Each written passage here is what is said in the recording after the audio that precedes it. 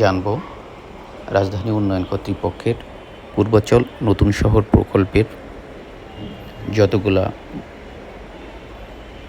Sector রয়েছে, এই সেক্টরের প্রত্যেকটা মৌজার ম্যাপের সাথে RS দাগ নম্বর সম্বলিত প্যান্টাগ্রাফ ম্যাপ কিভাবে পাওয়া যাবে এবং সেটা আমার কাঙ্ক্ষিত প্লটের কিনা সেটা কিভাবে আমরা বুঝতে পারবো, সেই সংক্রান্ত তথ্য। এই তথ্যটি আমরা পাবো বাংলাদেশ সরকারের ভূমি মন্ত্রণালয় সম্পর্কিত ওয়েবসাইট www.land.gov.bd এই ওয়েবসাইটের হোম পেজে আমরা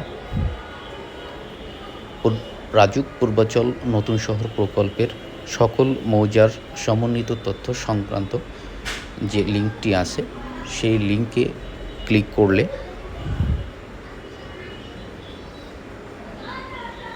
আমরা বেশ কিছু তথ্য পাব। এখানে আমি পূর্বে আলোচনা করেছি 6টি তথ্য রয়েছে। তার 3 নম্বর কলামে যে তথ্যটি রয়েছে সেটা প্যান্টাগ্রাফ ম্যাপ সম্পর্কিত। এই তথ্যটি আমরা এখান থেকে ডাউনলোড করে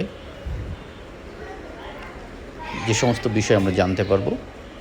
এই ফাইলটি 169.8 মেগাবাইটের, একটু সময় নেবে। প্রত্যেকটা সেক্টরের যে অবস্থান, সেই অবস্থান পূর্বাচলের কোন মৌজায় কোন RS দাগ নাম্বারের সাথে সম্পর্কিত সেই সংক্রান্ত তথ্য। এখানে আমরা আরও জানতে পারবো কোনো মৌজার যতটুকু অংশ রাজুকের অধিগ্রহণকৃত জমি রয়েছে, সেই জমির উপরে যে সমস্ত প্লট তৈরি করা হয়েছে সেই প্লটের দাগ নম্বরের সাথে, প্লটের নাম্বারের সাথে RS দাগ নম্বরের প্রকৃত অবস্থান। আমরা এখানে 5 নম্বর শিট যেটা আছে, এখানে আমি বলে রাখি এখানে মোট 62টি পৃষ্ঠা রয়েছে। তা 5 নম্বর পৃষ্ঠা যেটা আছে এখানে আমরা দেখতে পাচ্ছি 30 নম্বর সেক্টরের তথ্য রয়েছে। 30 নম্বর সেক্টরের প্লটের যে সমস্ত RS দাগ নম্বরের সাথে সম্পৃক্ত সেগুলো এখানে রয়েছে।